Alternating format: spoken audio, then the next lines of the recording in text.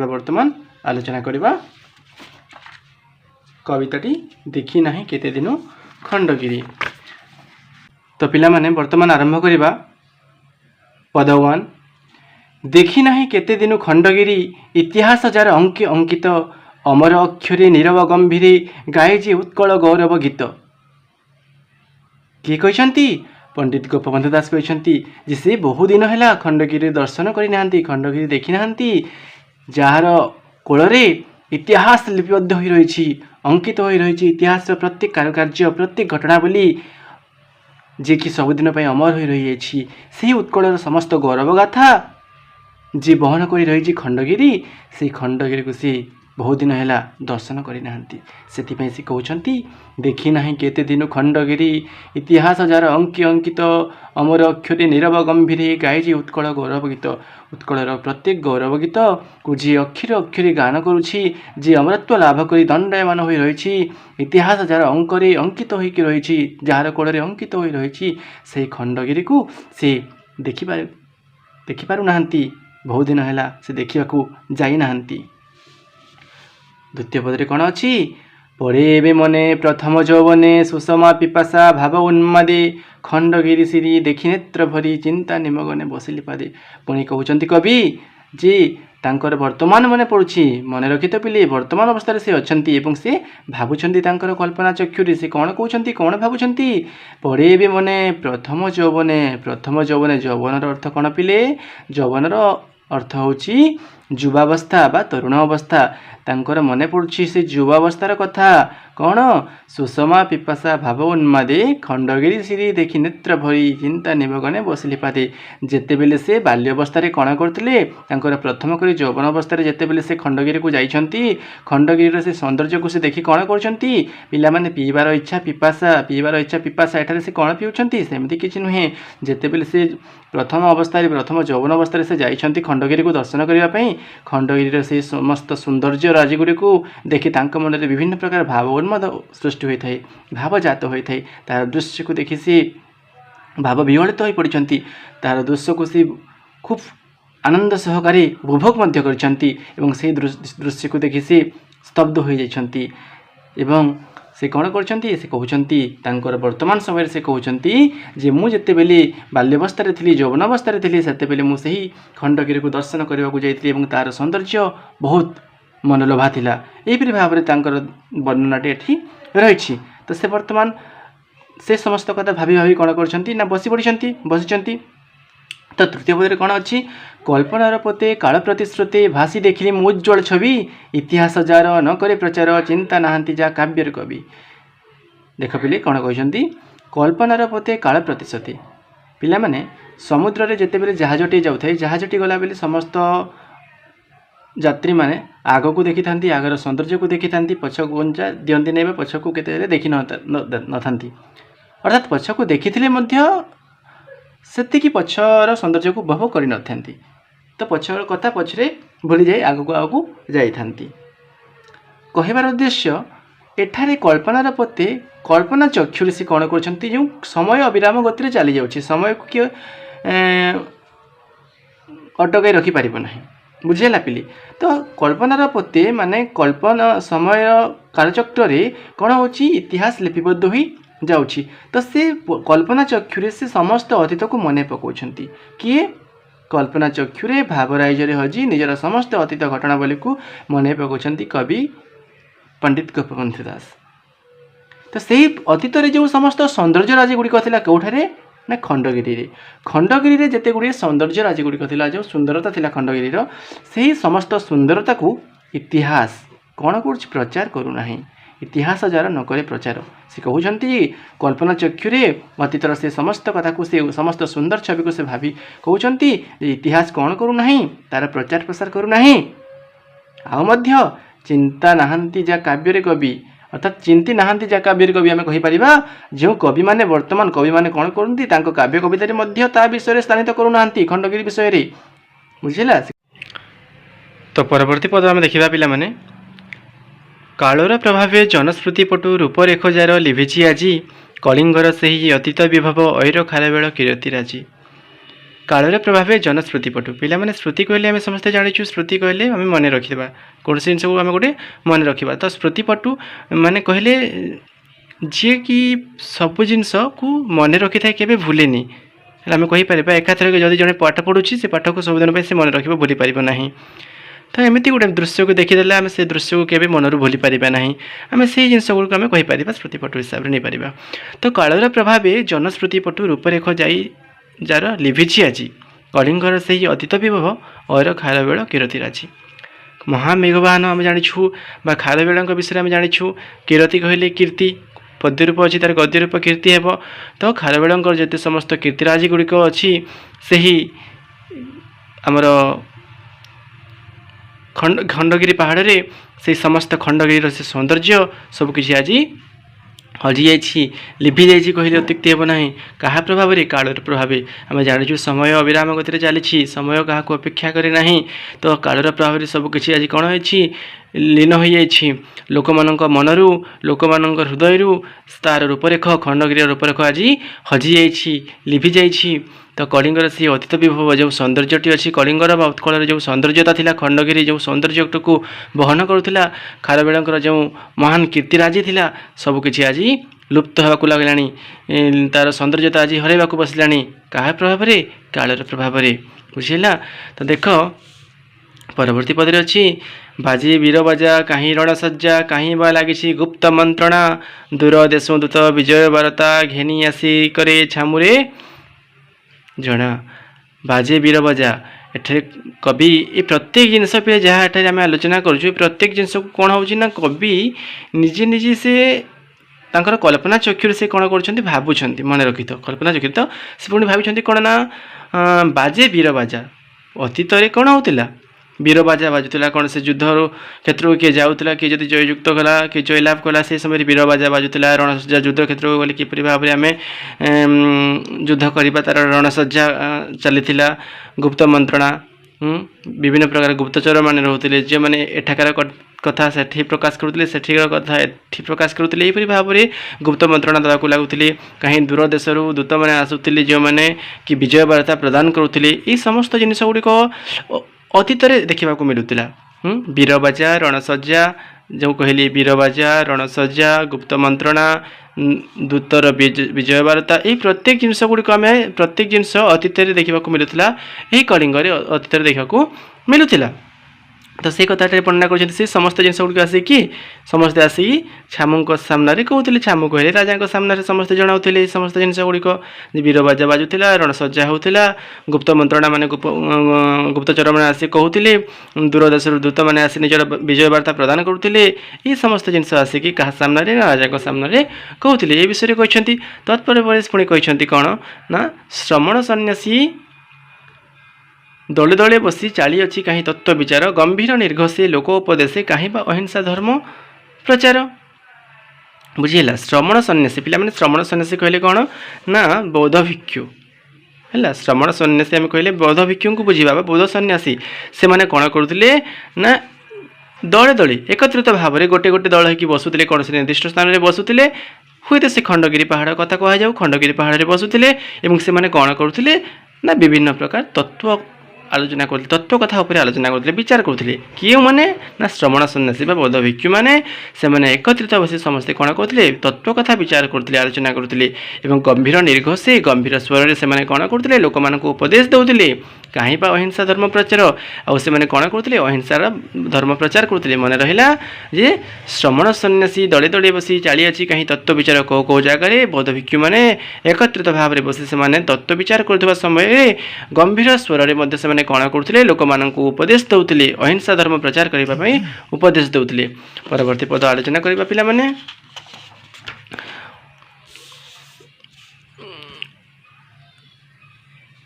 खंडगिरी अंगे शिल्पी शत शत खोलती निभृत गुंफा निरते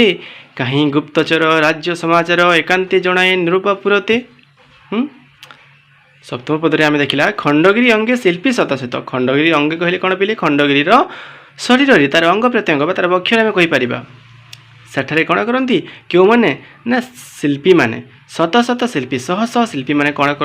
କରିଛନ୍ତି ନା ଖଣ୍ଡଗିରିର ଅଙ୍ଗରେ ଖଣ୍ଡଗିରି ଶରୀରରେ ଗୁମ୍ଫା ଗୁଡ଼ିକ ସେମାନେ ନିର୍ମାଣ କରନ୍ତି। ପୁଣି ଗୁପ୍ତଚର ମାନେ ରାଜ୍ୟ ସମାଚାର ଗୁଡ଼ିକ ଆଣି ରାଜାଙ୍କ ସାମ୍ନାରେ ରାଜାଙ୍କ ଆଗରେ ସେମାନେ ପ୍ରକାଶ କରିଥାନ୍ତି। ସେଇ କଥାଟାରେ ବର୍ଣ୍ଣନା କରାଗଲା। ଖଣ୍ଡଗିରି ଅଙ୍ଗେ ହେଲା ଖଣ୍ଡଗିରି ଅଙ୍ଗେ ଶିଳ୍ପୀ ଶତ ଶତ ଖୋଳନ୍ତି ନିବୃତ ଗୁମ୍ଫା ନିରତେ। ସେ ଖଣ୍ଡଗିରିର ଅଙ୍ଗରେ ଶତ ଶତ ଶିଳ୍ପୀମାନେ ଶହ ଶହ ଶିଳ୍ପୀମାନେ କ'ଣ କରନ୍ତି ଗୁମ୍ଫା ଖୋଳିଥାନ୍ତି ଏବଂ ଗୁପ୍ତଚରମାନେ ଆସି ବିଭିନ୍ନ ରାଜ୍ୟର ସମାଚାର ଗୁଡ଼ିକ ମଧ୍ୟ ଏକାନ୍ତରେ କାହାକୁ ରାଜାଙ୍କୁ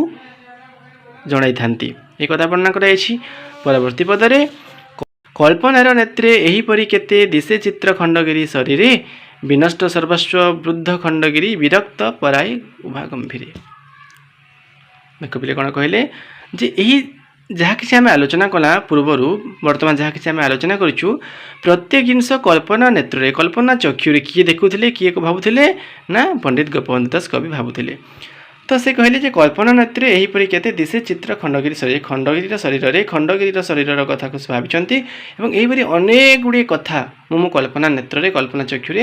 ଦେଖିଛି ଭାବିଛି। କଳ୍ପନା ନେତ୍ରରେ ମୁଁ କ'ଣ କରିଛି ଖଣ୍ଡଗିରିର ଏହିପରି ସୁନ୍ଦର ସୁନ୍ଦର ଦୃଶ୍ୟ ଗୁଡ଼ିକୁ ମୁଁ ମନେ ପକାଇଛି। ଅତୀତରେ ଯେତେ ଗୁଡ଼ିଏ ସୌନ୍ଦର୍ଯ୍ୟତା ଭରି ରହିଥିଲା ଏହି ଖଣ୍ଡଗିରିରେ ସେ ସମସ୍ତ ସୌନ୍ଦର୍ଯ୍ୟତାକୁ ମୁଁ ମନେ ପକାଉଛି। କିନ୍ତୁ ବର୍ତ୍ତମାନ କ'ଣ ହେଇଛି ବିନଷ୍ଟ ସର୍ବସ୍ୱ ବୃଦ୍ଧ ଖଣ୍ଡଗିରି ବିରକ୍ତ ପରାଇ ଉଭା ଗମ୍ଭୀର। ବର୍ତ୍ତମାନ ସେହିସବୁ ବର୍ତ୍ତମାନ କ'ଣ ହେଇଛି ବିନଷ୍ଟ ହେବାକୁ ଲାଗିଲାଣି ନଷ୍ଟ ହେବାକୁ ଲାଗିଲାଣି। ତଥା ସେ କାହାର ସେ ବୃଦ୍ଧ ଖଣ୍ଡଗିରି ବର୍ତ୍ତମାନ ସେ ଖଣ୍ଡଗିରି ବୃଦ୍ଧ ଅବସ୍ଥାରେ ଭଗ୍ନାବଶେଷ ଅବସ୍ଥାରେ ପଡ଼ି ରହିଛି। ତାହାର ସେ ସମସ୍ତ ସୌନ୍ଦର୍ଯ୍ୟତା ବର୍ତ୍ତମାନ ଲୋପ ପାଇବାକୁ ଲାଗିଲାଣି। ସେ କଥା କହୁଛନ୍ତି ଯେ ଅତୀତ ବର୍ତ୍ତମାନ ଅବସ୍ଥାରେ ଥାଇକି କବି କ'ଣ କରୁଛନ୍ତି ଅତୀତ କଥାକୁ ମନେ ପକାଉଛନ୍ତି ଯେ ଅତୀତରେ କ'ଣ ଥିଲା ନା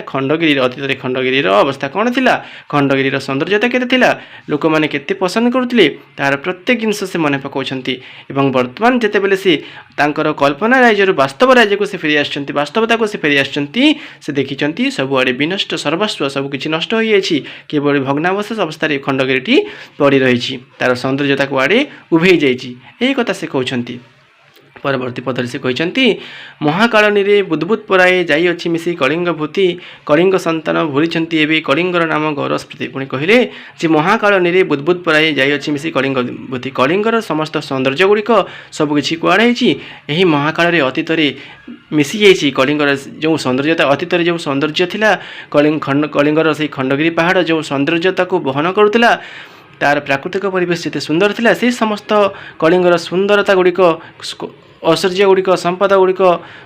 ପ୍ରତ୍ୟେକ ଜିନିଷ ମହାକାଳନୀରେ ସବୁକିଛି କ'ଣ ହୋଇଯାଇଛି ଲୀନ ହୋଇଯାଇଛି ମିଶିଯାଇଛି। ଗୋଟେ ଜଳକୁ ଜଳରାଶିକୁ ଯେପରି ଭାବରେ ଆମେ ଗୋଟେ ଟେକା ଫିଙ୍ଗିଦେଲେ ଜଳ ମଧ୍ୟରେ ଟେକାଟି ପଡ଼ିଗଲେ ଯେପରି ଟେକାଟି ପଡ଼ିଯାଉ ଟେକାକୁ ଆମେ ଦେଖିପାରୁନାହୁଁ କେବଳ ବୁଦବୁଦ ହୋଇ ତାର ପାଣି ଫଟକା ଗୁଡ଼ିକ ଉପରକୁ ଆସିଥାଏ ଠିକ୍ ସେହିପରି ଭାବରେ ମହାକାଳନୀରେ ଅତୀତ ଗର୍ଭରେ କ'ଣ ହେଇଛି ଏହି କଳିଙ୍ଗର ସମସ୍ତ ସୁଖ ସୌନ୍ଦର୍ଯ୍ୟ ସବୁକିଛି ଲୀନ ହୋଇଯାଇଛି। ଆଉ ଗୋଟିଏ ସବୁଠାରୁ ଦୁଃଖଦ କଥା କହିଛନ୍ତି କବି ଏଠାରେ କଳିଙ୍ଗ ସନ୍ତାନ ଭୁଲିଛନ୍ତି ଏବେ କଳିଙ୍ଗର ନାମ ଗୌରବ ସ୍ମୃତି ଯେ କଳିଙ୍ଗର ସନ୍ତାନମାନେ ଏହି କଳିଙ୍ଗ ବା ଏହି ମାଟିମାର ସନ୍ତାନମାନେ ନିଜେ ମଧ୍ୟ ଭୁଲି ଯାଇଛନ୍ତି ଏହି କଳିଙ୍ଗର ନାମ ଗୌରବ ସ୍ମୃତି ମାନେ କଳିଙ୍ଗର ଯେଉଁ ଗୌରବ ସ୍ମୃତିଟି ଥିଲା କ'ଣ କଳିଙ୍ଗର ଗୌରବ କ'ଣ ସେହି ଖଣ୍ଡଗିରି ଥିଲା କଳିଙ୍ଗର ଆମର ଗୌରବ ସ୍ମୃତି ଯାହାକୁ ଆମେ ମନେ ରଖିପାରିବା ସେହିଭଳି ଗୋଟେ ସ୍ମୃତି ଥିଲା ଏହି ଖଣ୍ଡଗିରି। କିନ୍ତୁ କଳିଙ୍ଗର ସନ୍ତାନମାନେ ନିଜେ ଏହି ନିଜ ମାଟି ମାର ସେହି ଗୌରବ ଗାଥାକୁ ଆଜି ଭୁଲି ଯାଇଛନ୍ତି କଳିଙ୍ଗ ସନ୍ତାନ ହୋଇକି ଭୁଲିଛନ୍ତି ସେହି କଳିଙ୍ଗର ନାମ ଗୌରବ ସ୍ମୃତି ବା ଖଣ୍ଡଗିରିକୁ ସେମାନେ କ'ଣ କରିଛନ୍ତି ଭୁଲି ଯାଇଛନ୍ତି। ବାସ୍ତବରେ ଏହା ଦୁଃଖଦ କଥା ଯେ ନିଜ ସନ୍ତାନ ନିଜ ଗୌରବ ସ୍ମୃତିକୁ ଭୁଲି ଯାଇଛି। କବି ଏଠାରେ ଏହି କଥାକୁ ବର୍ଣ୍ଣନା କରିଛନ୍ତି। ପରବର୍ତ୍ତୀ ପଦରେ କ'ଣ କହିଛନ୍ତି ତଥାପି ସେ ଗାଥା ରଖିଅଛି ଗିରି କାଳ ପରାଭାବେ ଦେଖାଇ ହିଆ ଅତି ନାରଖାର ରାଣୀହଂସପୁର ସାକ୍ଷ୍ୟ ଦେବା ଲାଗି ଅଦ୍ୟାପିଠିଆ। ସେ କହିଛନ୍ତି ଦେଖ ଯେ ଯଦିଓ କଳିଙ୍ଗର ସନ୍ତାନ ନିଜ ଗୌରବ କଥାକୁ ଭୁଲି ଯାଇଛି ନିଜ ସ୍ୱତନ୍ତ୍ର ପରିଚୟକୁ ସେ ମନେ ରଖିପାରୁନାହିଁ ତାକୁ ପରିଚୟ ଦେଉଥିବା ତାର ସେହି ସୌନ୍ଦର୍ଯ୍ୟ ପରିବେଶଟିକୁ ସେ ଭୁଲି ଯାଉଛି ତଥାପି ମଧ୍ୟ ସ୍ୱୟଂ ସେ ନିଜେ ଗିରି କହିଲେ କିଏ ନା ନିଜେ ଖଣ୍ଡଗିରି ତଥାପି ସେ କଥା ରଖିଅଛି ଗିରି ମାନେ ନିଜେ କିଏ ଖଣ୍ଡଗିରି ନିଜେ ତାର ଗୌରବ କଥାକୁ ରଖିଅଛି କାଳ ପ୍ରଭାବେ କାଳର ପ୍ରଭାବରେ ଦେଖାଇଆ ସେ ନିଜର ଛାତିକୁ ନିଜ ବକ୍ଷକୁ ଦଣ୍ଡାୟମାନ କରି ହୃଦୟକୁ ସାହସ ଭରି ନିର୍ବିକାର ଭାବରେ ଦଣ୍ଡାୟମାନ ହୋଇଛି ଛିଡ଼ା ହୋଇଛି ଏବଂ ତାର ଗୌରବ କଥାକୁ ସେ କ'ଣ କରୁଛି ଦେଖାଉଛି କିଏ गिरी बा खंडगिरी कहगला तथापि से कथा रखी अच्छी गिरी कालपरा भाव देखा जे निजर बक्ष को छिड़ा कराई निज छाती को निर्विकार भाव दंडायमान हो सी कण कर छिड़ा तार कथा को से रखी लोक मानू तार गौरव कथा प्रकाश करने देखा से रही अतीत नारखार राणीहंसपुर साक्ष्य देवा लगी अद्यापिठिया बर्तमान कौन अच्छी जे राणीहंसपुर जहाँकि से महामेघवान बा खारवेलंकर स्थान जो राजपरिवार राजभवन राजप्रसाद सबकि रही से राणीहंसपुर बर्तमान साक्ष्य देवा लगी माने प्रमाण करने बर्तमान से कौन हो दंडायमान छिड़ा परवर्ती पद चूड़मूल जाए शोभि श्रीड़ाकाई प्रसाद प्रांगण गुंफा देउल तरुलता दल रोधिचंती पथ निवसंती जही स्वापद कूल माने मूलरू चूड़ा पर्यंत मूलरू शिखर पर्यंत जहाँ कि शोभा पाँच प्रत्येक जिनस शिड़ारे प्रस्तुत करपरिक प्रासाद होती प्रासादटा शिड़ारे प्रस्तुत है गुंफा है देउल है माने मंदिर है प्रत्येक जिनस शिड़ारे शोभा पाँच किंतु से स्थान कौन हो बर्तमान तरुलता दले रोधुचंती पथ निवसंती जो सपद कूल जहाँ कि सबकि शिड़ारे प्रस्तुत होता प्रासाद शिड़ार गुंफा शिड़ार देउल शिड़ार प्रत्येक जिनस राजप्रसाद खारवेलंग राजप्रसाद जो थिला प्रत्येक जिनस सबकि